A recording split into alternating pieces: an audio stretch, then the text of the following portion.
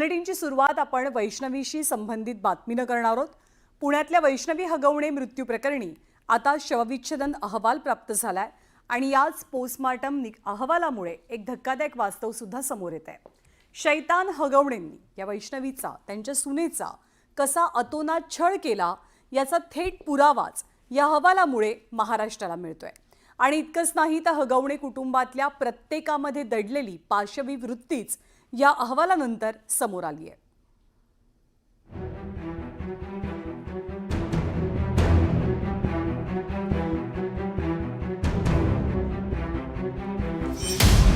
वैष्णवीच्या शवविच्छेदन अहवालात धक्कादायक माहिती।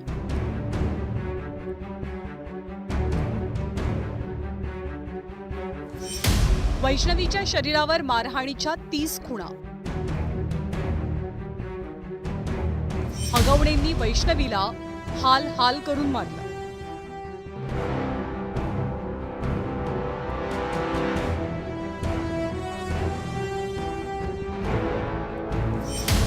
मारहाणीच्या 15 खुणा मृत्यूच्या 24 तास आधीच्या।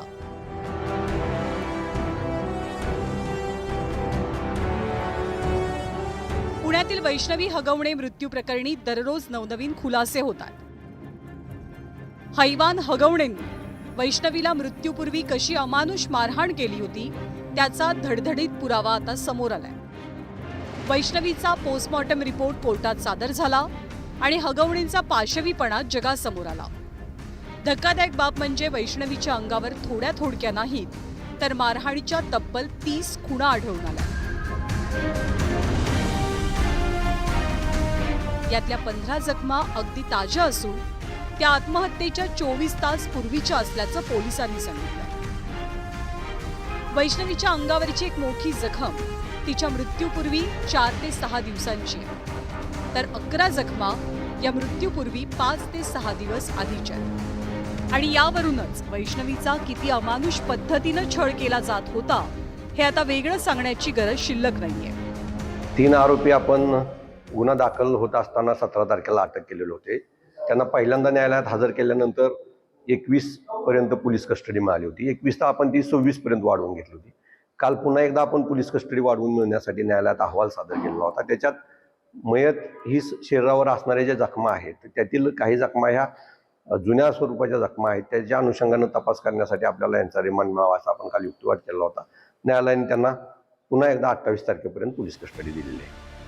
वैष्णवीच्या मृत्यूनंतर प्राथमिक शवविच्छेदन अहवालातनं सुद्धा तिला झालेल्या मारहाणीचे पुरावे मिळाले। वैष्णवीच्या शरीरावर अनेक ठिकाणी रक्त साकारलेलं, वैष्णवीचे हात, पाय, मांड्या आणि हनुवटीसह शरीराच्या बऱ्याच भागांवरती मारहाणीच्या खुणा दिसलेल्या। इतकंच नाही तर वैष्णवीच्या डेथ सर्टिफिकेटमध्ये सुद्धा या मारहाणीच्या खुणांचा उल्लेख होता। याच खुणांमुळे वैष्णवीची हत्या झाल्याचा आरोप वारंवार केला जातोय। हगवणे हे जे कुटुंब आहे हे राक्षस आहे, हे माणूस नाही आहे। म्हणजे मानवतेला काळीमा फासणारं कृत्य या नालायक कुटुंबाने केलेलं आहे। ज्या पद्धतीचं तिला मारहाण झाली, आणि मला असं वाटतं की 9 महिन्याचं बाळ असताना कुणी सुसाईड करू शकत नाही।